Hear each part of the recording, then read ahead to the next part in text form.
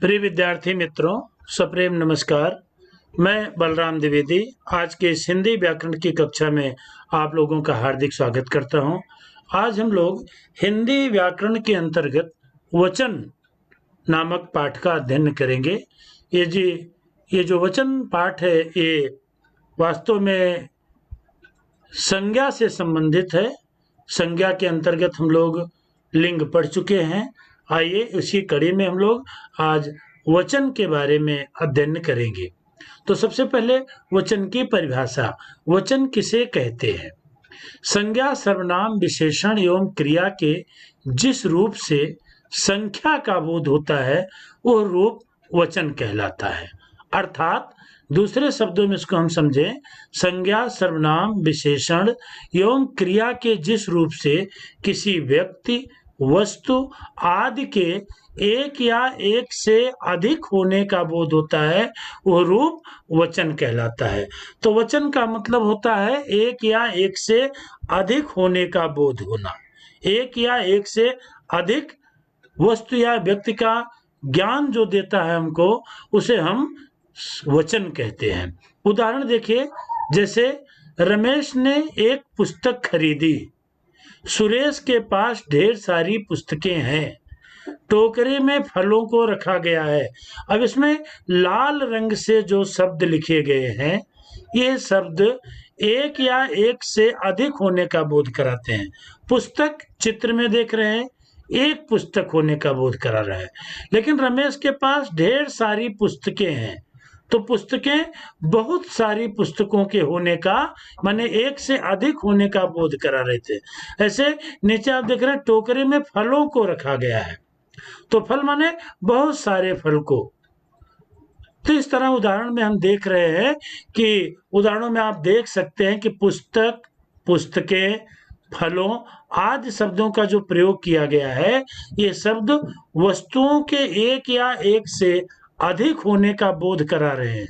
अतः ये शब्द वचन के अंतर्गत आएंगे। तो वचन की परिभाषा स्पष्ट है। वचन का मतलब है किसी व्यक्ति वस्तु के एक या एक से अधिक होने का बोध कराना, ज्ञान कराना। संज्ञा विशेषण सर्वनाम या क्रिया का वही रूप वचन कहलाता है। अब आप देखिए वचन के भेद। वचन मुख्य रूप से इसके दो भेद होते हैं, एक वचन और बहुवचन। कुछ लोग बहुवचन की जगह पर अनेक वचन का भी प्रयोग करते हैं, लेकिन हिंदी में जो प्रमाणित शब्द है वो एक वचन और बहुवचन ही है। तो एक वचन माने जिससे एक का बोध हो। आप चित्र में देख रहे हैं, एक चित्र है गाय का, तो एक गाय है तो एक वचन का बोध है। लेकिन यहाँ पर बहुत सारी गायें हैं, तो ये जो है बहुवचन का प्रतीक है। तो हिंदी के व्याकरण के अंतर्गत वचन के दो भेद होते हैं, एक वचन, बहुवचन। आइए हम इसको आगे देखते हैं कि वचन में एक वचन क्या है। जब संज्ञा का कोई रूप किसी एक ही व्यक्ति या वस्तु के होने का बोध कराते हैं तो वे शब्द एक वचन कहलाते हैं। बहुत स्पष्ट परिभाषा है, बहुत सरल परिभाषा है कि संज्ञा का जब कोई रूप किसी व्यक्ति के या किसी वस्तु के एक ही होने का बोध कराता है तो उसे हम एक वचन कहते हैं। आप उदाहरणों के माध्यम से समझ सकते हैं। मछली, पुस्तक, लड़का, लड़की, कपड़ा, गाय, भैंस, सिपाही, बच्चा, कपड़ा, माता, पिता, माला, पुस्तक, स्त्री, टोपी, बंदर, मोर, बेटी, घोड़ा, नदी, कमरा, घड़ी, घर आदि। तो अभी जो इस उदाहरण के माध्यम से हमने कुछ शब्दों के माध्यम से आपको ये बताने का प्रयास किया कि ये सभी शब्द एक वचन का बोध करा रहे हैं। क्यों? क्योंकि ये किसी एक ही व्यक्ति या वस्तु के होने का बोध करा रहे हैं। इसलिए जितने उदाहरण इसमें हमने आपको बताए, ये सभी के सभी उदाहरण एक वचन की माने संख्या का बोध कराते हैं। अब देखिए वचन के अंतर्गत उसका दूसरा भेद, हम इसको बहुवचन के नाम से जानते हैं।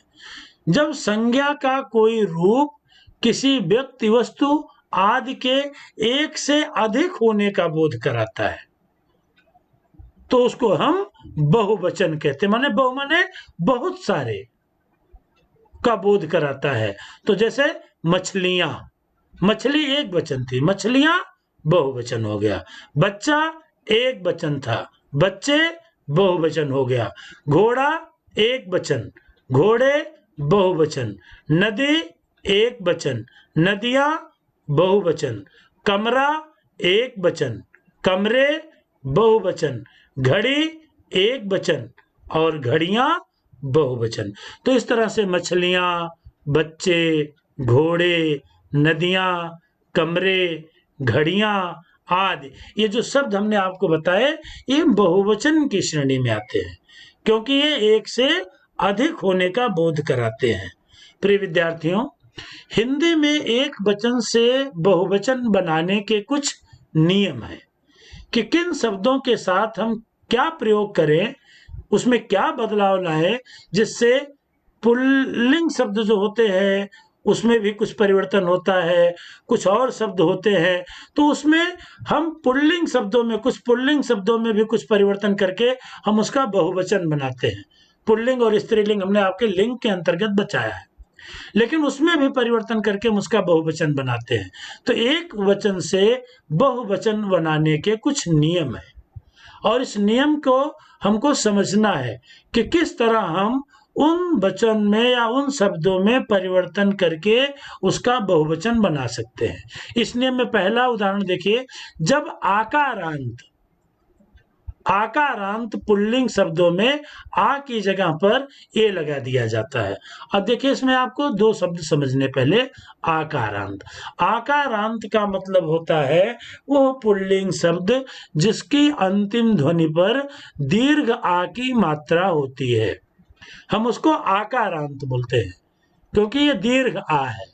ये हम वर्ण के रूप में आपको विस्तार से बता चुके हैं। आकारांत माने जिस शब्द की अंतिम ध्वनि पर आ की माने दीर्घ आ की मात्रा होती है तो आ की जगह पर ए लगा दिया जाता है।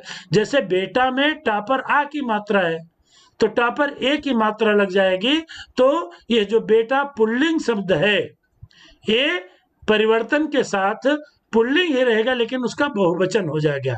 जैसे बेटा बेटे, कपड़ा कपड़े, घोड़ा घोड़े, कुत्ता कुत्ते।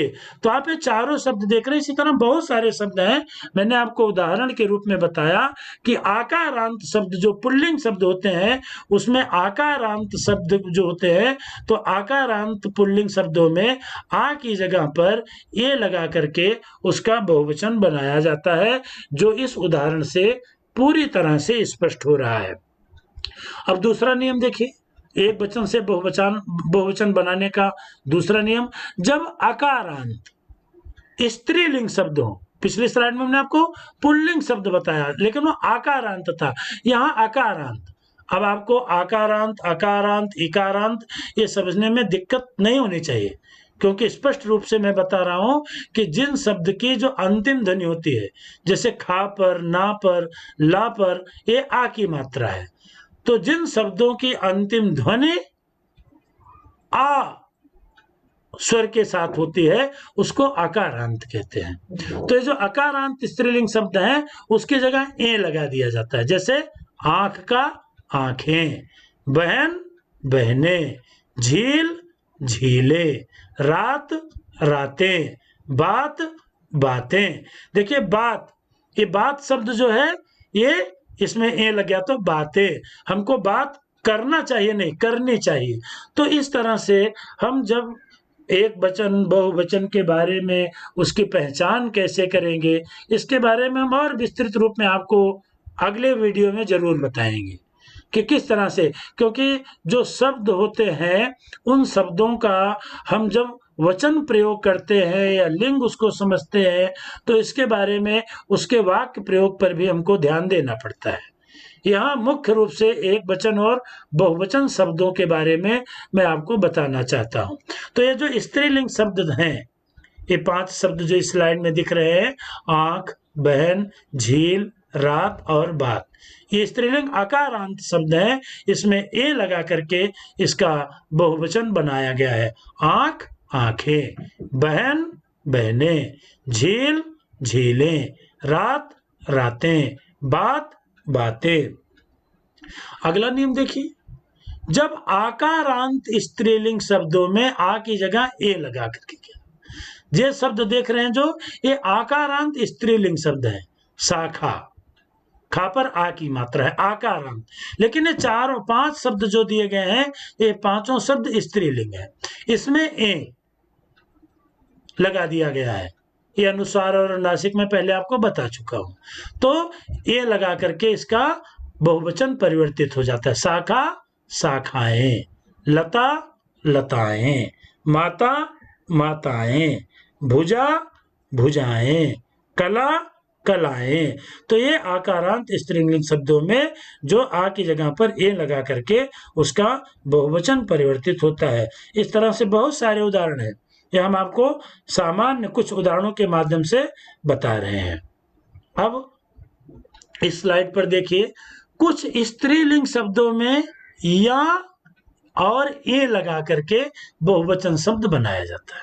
जो स्त्रीलिंग शब्द होते हैं उसमें या तो उसके अंतिम ध्वनि पर या लगा दिया जाता है या ए लगा दिया जाता है। जैसे गुड़िया स्त्रीलिंग शब्द है, गुड़िया।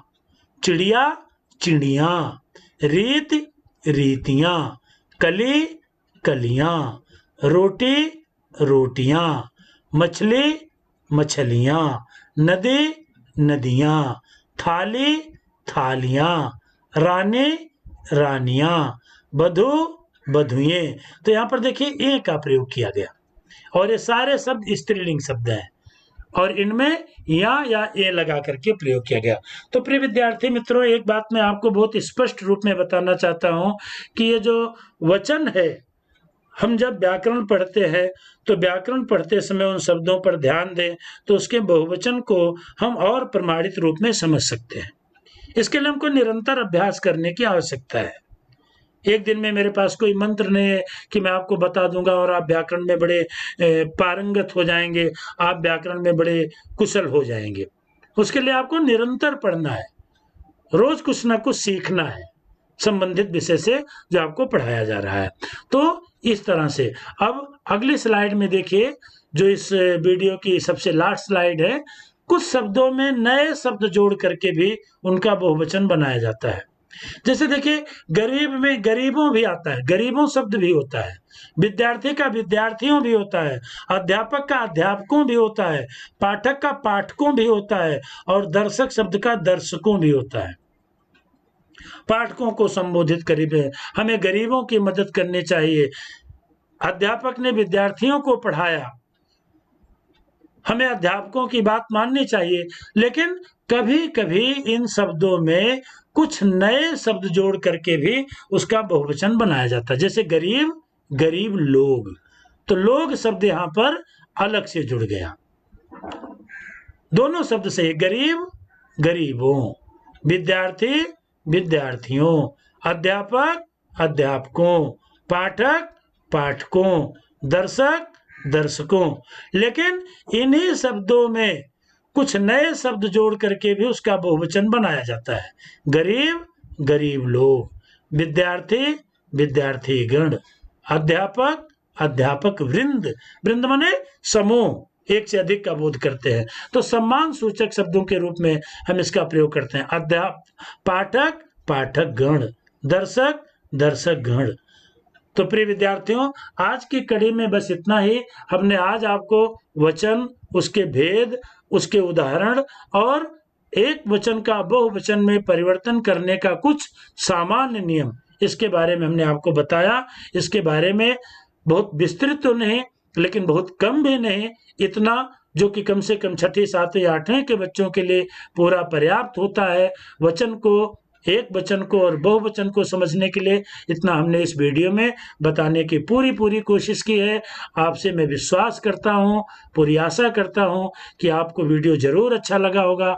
आप इसको लाइक करें, सब्सक्राइब करें, शेयर करें और कमेंट्स में अपना मत अवश्य लिखें कि आपको वीडियो कैसा लगा, जिससे हमको और मोटिवेशन होता है कि हमारी बात हमारे विद्यार्थियों तक पहुंच रही है।